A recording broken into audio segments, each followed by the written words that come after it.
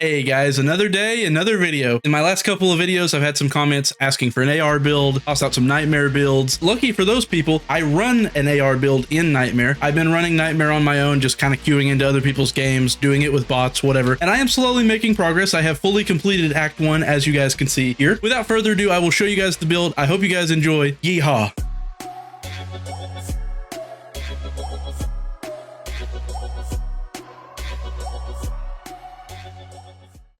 Hey, help your boy out. Turn on the notification bell.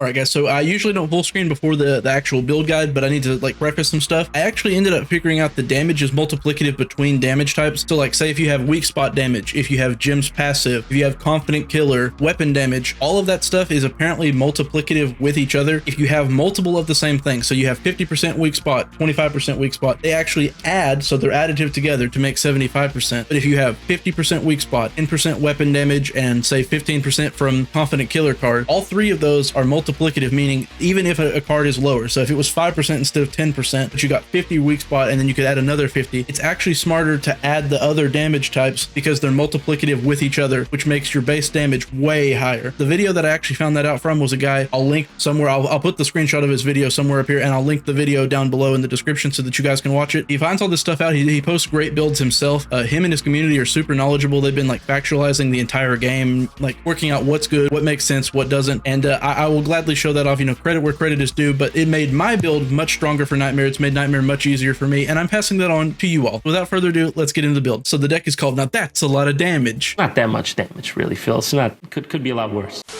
We have some cards in here that you wouldn't usually see in a damage deck. This is specifically for Nightmare. I have personally been using this deck for Nightmare. So I have one of two things. One, when it's a mission where you have holdout, where you have to stand there, where you have to fight, I always use this deck. I am always the DPS, always the damage dealer. When it's missions that we can run by, I have a separate speed build, just a speed running build. That's what the majority of the community is doing. It's what I'm doing for missions that you can speed run. And I will eventually post that deck, but people asked for this video specifically first. So this video comes first. The other builds come later. If you guys have any other requests, feel free to comment them down below. I usually post them in an order that makes sense. Like if people are asking for it, of course I'm going to post that one first, and then I'll post what I want later. But whatever gets the most comments, whatever has the most requests, I'm going to post first. Let's get into it. Number one is support scavenger. This doesn't really help you personally, like you individually, but usually on Nightmare you have a doc with you, and this helps with them specifically, which indirectly helps you. So you can sense more support items nearby. It also causes more of them to spawn. The census behind this is doc picks up these meds, you call them out, ping them, whatever. Then doc of course is going to use that to heal you, which makes you stronger, makes you harder to kill. So it's good for everyone, but it directly helps doc, indirectly helps you. There's cards like this that I do change around the order of this deck. If I need more movement speed, I'll change out some of these cards here at the bottom. I don't need as much weak spot damage, or say I don't want Shredder or the ammo pouch. I'll change these cards out as I'm playing level to level, depending on what I need. If I need more move speed, add more. You guys can do the same. This is just a base guide. This deck can work completely as is, but it works better if you swap the order of cards or change cards out as we go. Next up is tactical vest. You get 30% rifle ammo, and you get 10% damage with assault rifle and 10% with LMG. So this build can work with either or. I personally use ARs because I'm more comfortable with them, but LMGs also work in this build, and it is completely up to you all. So next up is silver bullets. You get 10% bullet damage, you get 150% bullet penetration at the cost of when you kill a mutation, you lose 5 copper. You're not the one that's making money for the group, and hand your copper over at the start to someone else and then just don't pick copper up. Completely counter the downside of this card. It's amazing. Card that pairs super well with the last one is large caliber rounds. You get 7.5 bullet damage, you get 100% bullet pin at the cost of 20% stamina efficiency. So these two are additive because they're the same damage type. You're getting 17.5% damage between both of them, 250% bullet penetration between both of them. This is like what I was talking about earlier. So between these two, these are additive because they're the same damage type. But then you throw in hyper focused, you get 50% weak spot damage at the cost of 75% ADS move speed. These are additive until you mix this one in, and then they are multiplicative with hyper focused. As you can see what I'm talking about, same deal with confident killer. It's in a completely separate category of its own. Silver bullets, large caliber rounds, hyper focused, and confident killer are all multiplicative with each other.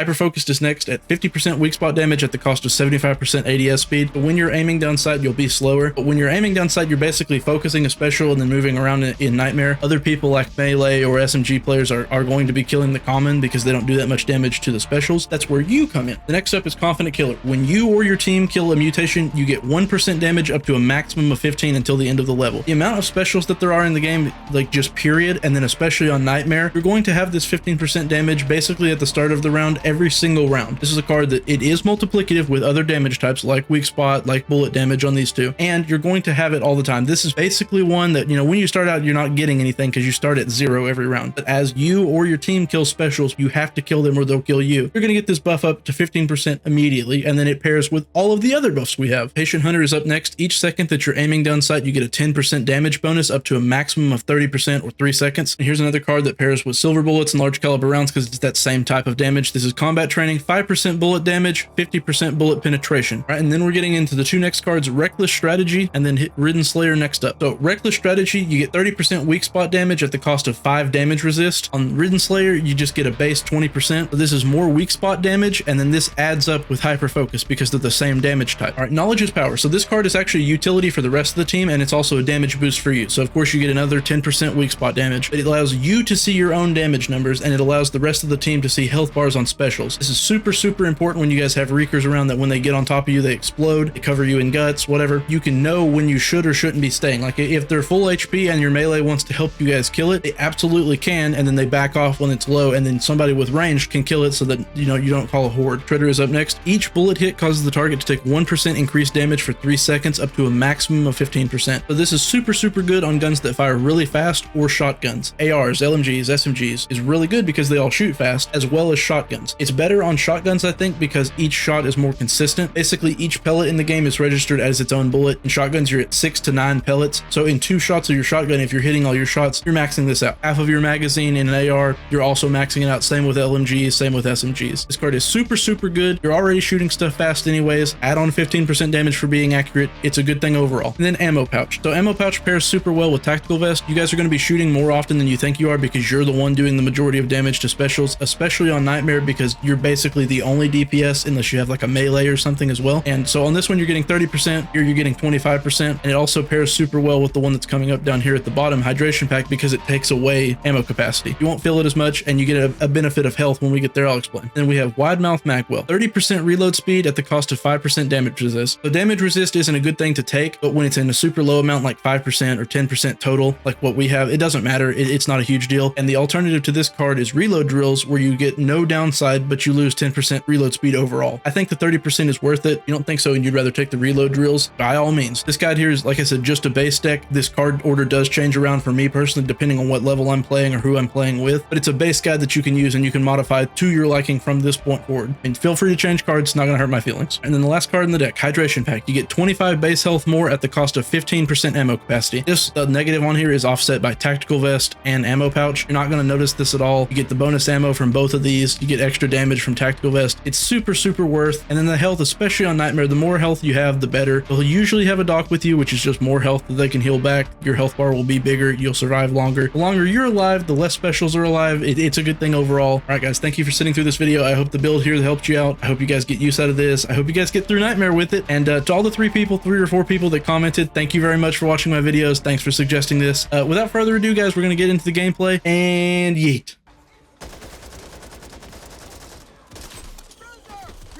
Ladies first.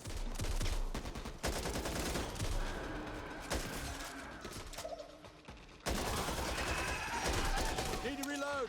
Stinger.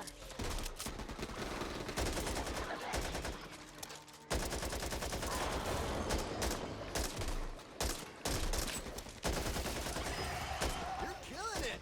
Literally. Wrench.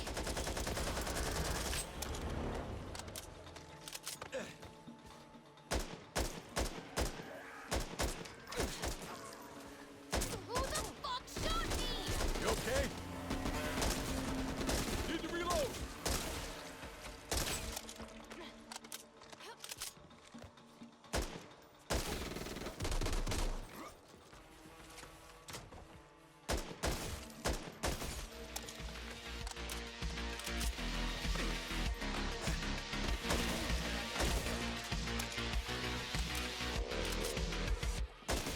Hold still. This face? This is my grateful face. Back up. I'll take